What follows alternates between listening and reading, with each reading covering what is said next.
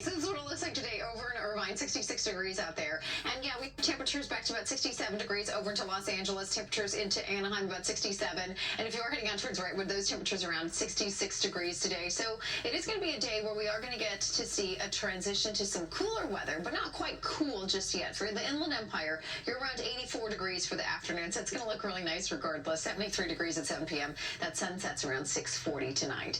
What is changing? I just got to show you this really pretty looking area of low pressure. It's a huge one. It's going to take up most of the southwest and the west, actually, anywhere from Washington down to Southern California. The center of the low is going to make its way right near our Sierra Nevada and bring in some snowfall for them. And potentially, we have our first dusting of snow for the season coming around as early as this weekend for our local community. So there is a chance for that to take place. We have some rain as well. So the rain that we're expected to receive here Saturday, now it's turning into a 60% chance of some rainfall. And then we make our way a little farther along. Saturday night, we still have the rain around. It's going to be about 1/4 of an inch of rain with when all is said and done. And then as we get back to, it looks like temperatures making it out towards your Wednesday.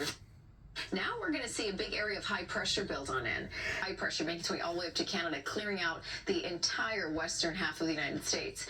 Because those two air masses are quite powerful, and they're right next to each other, one right after another. Our atmosphere is trying desperately to balance out. There's just too many temperature variations and also moisture variations with the two air masses so close together. So the only way our atmosphere knows how to do that, wind. So wind is going to be coming down out of the cold desert up and over our mountains. And our mountains, it's going to start out cold, compress down that mountainside, heat up, and really bring in some strong gusty winds through the canyons and passes as they get funneled in tightly through some of those canyons and passes. That's a Santa Ana.